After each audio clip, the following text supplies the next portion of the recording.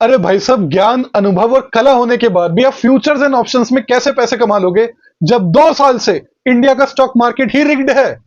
भाई साहब, अमेरिका की लीडिंग ट्रेडिंग फर्म जेन स्ट्रीट ने 2 साल तक हमारे इंडिया के स्टॉक मार्केट के लीडिंग इंडेसेस को, ये जो बैंक निफ्टी निफ्टी जैसे इंडेसेस होते हैं, इनको मैनिपुलेट कर रखा था। ये हमारे देश के ऊपर इतना बड़ा तमाचा है जिसकी कोई हद नहीं। भाई साहब, सेबी को कोई सुध ही नहीं थी कि मैनिपुलेट हो रखा है मार्केट। मेरे जैसे लोगों को बहुत टाइम से ये बात पता थी कि मार्केट मैनिपुलेटेड चल रहा है, पर हमारे पास उसका कोई सबूत नहीं था। तो जब मैंने ये न्यूज पढ़ी तो मेरा तो खून जल गया देखकर इसे। अब यहां पर जो लीडिंग श्रेय जाता है मैनिपुलेशन को एक्सपोज करने का, वो जाता है पोर्टफोलियो मैनेजर मयंक बंसल को। इनको फरवरी 2024 में ही इस बात का यकीन हो गया था कि भाई मार्केट्स मैनिपुलेटेड चल रहे हैं, और इनका कहना है कि भाई जितने भी सीजनड और एक्सपीरियंस ट्रेडर्स है उनको तभी पता चल गया था कि भाई मार्केट जो है मैनिपुलेटेड चल रहा है। वो सब वेट कर रहे थे कि कब सेबी बीच में इंटरवीन करेगा आके, securities exchange board of India. लेकिन उन्होंने कोई इंटरवीन ही नहीं करा, और मैनिपुलेशन की हद और ज्यादा बढ़ती चलेगी और ज्यादा बढ़ती चलेगी, टू दी एक्सटेंट कि भाई निफ्टी 2% ऐसी कैजुअली मूव कर रहा है दिन के अंदर ऐसे ही। तो भाई दिसंबर में आते आते इन्होंने अपना पेशेंस लूज करा और इन्होंने एक प्रेजेंटेशन बनाई इस मैनिपुलेशन को लेकर के, और उसको मेल कर दिया सेबी के होल टाइम मेंबर को, अनंत नारायण को। उन्होंने उनको इनवाइट कर लिया इन पर्सन कि आप आए और इन पर्सन हमारे यहां पर आके प्रेजेंटेशन दे। और इन्होंने जब प्रेजेंटेशन दी तो उससे कन्विंस होकर उन्होंने एक इंटरिम ऑर्डर पास करा 21 एक्सपायरी डेज को एनालाइज करते हुए, और जेन स्ट्रीट के ऊपर 4,800 करोड़ रुपए का करीब जुर्माना लगाया और उसको बैन कर दिया इंडियन मार्केट से। मैं यहां पर आपको एक रफ आइडिया बताता हूं कि जेन स्ट्रीट की 2 नंबरी से रिटेल पार्टिसिपेंट्स को कितना नुकसान हुआ, आपके और मेरे जैसे लोगों को। तो भाई साहब, सेबी ने रिसेंटली एक रिपोर्ट पब्लिश की थी जिसमें उन्होंने बताया जो 3 की पार्टिसिपेंट्स है इंडियन मार्केट में, एक तो आपके फॉरेन पोर्टफोलियो इन्वेस्टर्स, एक हो गए आपके प्रोप्राइटरी ट्रेडिंग डेस्क, और तीसरे रिटेल पार्टिसिपेंट। उसमें सिर्फ रिटेल पार्टिसिपेंट ही हैवी लॉसेस इनकर कर रहा है, लगभग 55,000 करोड़ फाइनेंशियल ईयर 24 में। एंड दिस इज ऑल्सो रफली equal to the entire profits in the derivative section in the financial year 2024। और अभी ये रिवील हुआ है कि जेन स्ट्रीट ने जो कैलेंडर ईयर 24 में जनवरी से दिसंबर तक करीब 20 से 25,000 करोड़ रुपए कमाए, ये हमारी इंडियन मार्केट से। That represents around 40% of all profits in the derivative section. और भाई लगभग ये जितने भी पैसे कमाए हैं 20 से 25,000 करोड़ जेन स्ट्रीट ने कैलेंडर ईयर 24 में, ये सारे ही इलीगल तरीके से सस्पेक्टेड है। क्योंकि भाई जेन स्ट्रीट का काम क्या है? मार्केट मेकिंग करना। लेकिन इंडिया में आके मार्केट मेकिंग कर नहीं रहते, ये डायरेक्शनल ट्रेड्स ले रहे थे। भाई मार्केट मेकर कौन होता है? मार्केट मेकर का काम होता है लिक्विडिटी प्रोवाइड करना मार्केट में।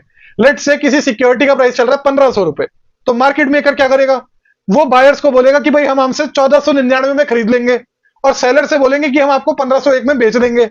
इससे जो भी बंदा चाहे करंट प्राइस पे खरीदना बेचना, उसको इजीली सामान मिल जाता है, सिक्योरिटी मिल जाती है। तो ये लिक्विडिटी प्रोवाइड करते हैं और उस डिफरेंस से 1499 और 1501 के डिफरेंस से वो कमाते हैं। या तो जेन स्ट्रीट वो काम कर ही नहीं रही थी मोस्टली, ये तो लार्ज डायरेक्शनल ट्रेड्स उठा रहे थे ऑप्शंस में। अब जैसे फॉर एग्जांपल एक्सपायरी डेट पे क्या करते थे कि कोई सा स्ट्राइक प्राइस पकड़ा ऑप्शन का और उसकी हेवी सेलिंग कर दी हेवी वॉल्यूम्स में, जिससे उसकी इंप्लाइड वोलेटिलिटी कम हो गई और वो डर्ट चीप रेट पर बिकने लगे। फिर ये जो अंडरलाइंग इंडेक्स होता था जो कि लेस लिक्विड होता था, उसको बहुत ही टाइट रेंज में ऑपरेट करवाते थे एक्सपायरी डे पे, जिससे अल्टीमेटली जब एक्सपायर होता था इंडेक्स तो बिल्कुल वो स्ट्राइक प्राइस पे ही आकर एक्सपायर हो रहा है। तो ये सारा प्रीमियम इकट्ठा करके ले जाते थे। वरना क्या करते थे, अगर बाइंग कर रहे हैं लेट से, तो बहुत ही हैवी वॉल्यूम्स में बाय कर रहे हैं, जिससे ऑप्शन का प्रीमियम जो है बहुत ही अनजस्टिफाइड लेवल्स पे पहुंच जाएगा। फिर अपनी बाइंग पावर को यूज करेंगे अंडरलाइंग इंडेक्स को मूव करने के लिए उस डायरेक्शन में, जिससे सारा जो प्रीमियम है वो कलेक्ट करके ले जाते थे। तो भैया ऐसे ही 2 नंबरी करके कमा रहे थे मार्केट को मैनिपुलेट करके। और रिटेल वाले बेवकूफ, वो सोच रहे मार्केट फेयर चल रहा है, उनको समझ में ही नहीं आ रहा कि भैया तुम तो सारे मैनिपुलेटेड गेम में खेल रहे हो, जहां सारा प्रॉफिट जो तुम्हारा है, मतलब जो लॉस होगा तुम्हारा, वो सारा प्रॉफिट इकट्ठा करके ले जाएगा जेन स्ट्रीट। अब ये बात ढकी छुपी क्यों नहीं रह सकी? क्यों जेन स्ट्रीट जो है वो शक के रडार पे आ गई मयंक बंसल जी के और बाकी लोगों के? तो यहां पर 2 इंपॉर्टेंट बातें हैं। पहले तो यूएस में एक वेल पब्लिसाइज्ड केस हुआ था जिसमें जेन स्ट्रीट ने अपने ही 2 ट्रेडर्स को सू करा था, जिन्होंने इनकी फॉर्म छोड़ के मिलेनियम को ज्वाइन कर लिया था। जेन स्ट्रीट का कहना था कि ये ट्रेडर्स अपने साथ हमारी सीक्रेट ट्रेडिंग स्ट्रेटेजी लेकर गए हैं, और कोर्ट प्रोसीडिंग के दौरान पता चला कि ये जो सीक्रेट ट्रेडिंग स्ट्रेटेजी थी, it pertain to option trading strategy in Indian market, जहां से कैलेंडर ईयर 2023 में जेन स्ट्रीट ने करीब 8,000 करोड़ रुपए कमाए थे। दूसरी बात, जो जेन स्ट्रीट के बाद नेक्स्ट बिग प्लेयर है इंडिया में, उसके 9 गुना ज्यादा प्रॉफिट्स बनाए जेन स्ट्रीट ने। अब भाई तुम कैसा ऐसा बूम शाकालाका कर रहे थे, क्या टोटकेबाजी कर रहे थे कि तुम नेक्स्ट बिग प्लेयर से 9 गुना ज्यादा प्रॉफिट्स कमा रहे हो? तो ये शक के दायरे में आ गई। और अभी तो सेबी ने सिर्फ 21 एक्सपायरी डेज को एनालाइज करा है केयरफुली। अभी तो और एक्सपायरी डेज को अगर एनालाइज करेंगे तो मयंक बंसल के हिसाब से जो लगभग एस्टिमेटेड 36,500 करोड़ रुपए गेन्स बनाए हैं जेन स्ट्रीट ने 2 साल में इंडियन मार्केट से। वो लगभग सारे के सारे ही इलीगल तरीके से कमाए हैं, ऐसी धांधलेबाजी करके कमाए हैं। ये कहते हैं कि सेबी एक्ट के सेक्शन 24 के तहत सेबी के पास ये पावर है कि वो अनलॉफुल तरीके से जो गेन कमाई गई है उसके 3 गुना जितना फाइन इंपोज कर सकते हैं और इवन 10 साल की पनिशमेंट तक इंपोज कर सकते हैं। अगर आप यूएस में देखोगे तो प्रिजन सेंटेंसेस सर्व कर रहे लोग जो ऐसी धांधलेबाजी में इन्वॉल्व थे। तो भैया यहां तो 4800 करोड़ जितना फाइन लगाए, वो तो कुछ भी नहीं है। वो तो ऐसी है कि आप ट्रेन में गए, 100 रुपए की टिकट थी, आपने टिकट नहीं खरीदी, टीटी ने आपको पकड़ लिया और बोला ला यार 10 रुपए दे दे और वापस चला जाए, ऐसी ट्रेन पकड़ी।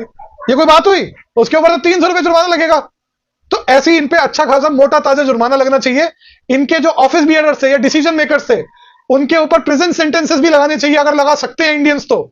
इसी से एक स्ट्रांग मैसेज जाएगा कि हाँ इंडिया भी अच्छा मार्केट है, अच्छा खासा तगड़ा मार्केट है, and you can't just get away by doing all kinds of this shady activities, जिसमें आपने रिटेल लोगों के बिल्कुल ही चूना लगा दिया, उनके घर तबाह कर दिए और ये प्रॉफिट्स बनाकर निकल गए। विद दैट बीइंग सेड, मैं ये भी मैसेज देना चाहूंगा सब लोगों को जिनको लग रहा है अब तो मार्केट से मैनिपुलेशन खत्म हो गया, अब मैं किताबें पढ़कर आऊंगा, रेजिस्टेंस क्या होता है, ब्रेकआउट क्या होता है, टेक्निकल एनालिसिस क्या होता है और एफएनओ से पैसे बना लूंगा।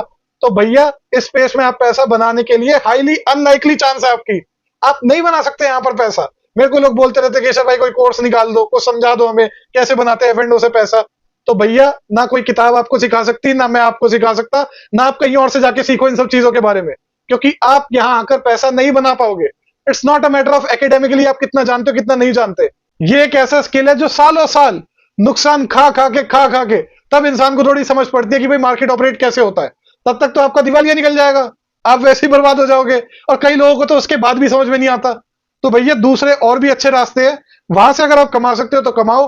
प्लीज इस एफएनओ मार्केट में मत आओ। ये मत अज्यूम करो कि मैं तो स्मार्ट आदमी हूं, मैं तो समझदार आदमी हूं, बाकी लोग बेवकूफ है तो मैं यहां के कमा लूंगा।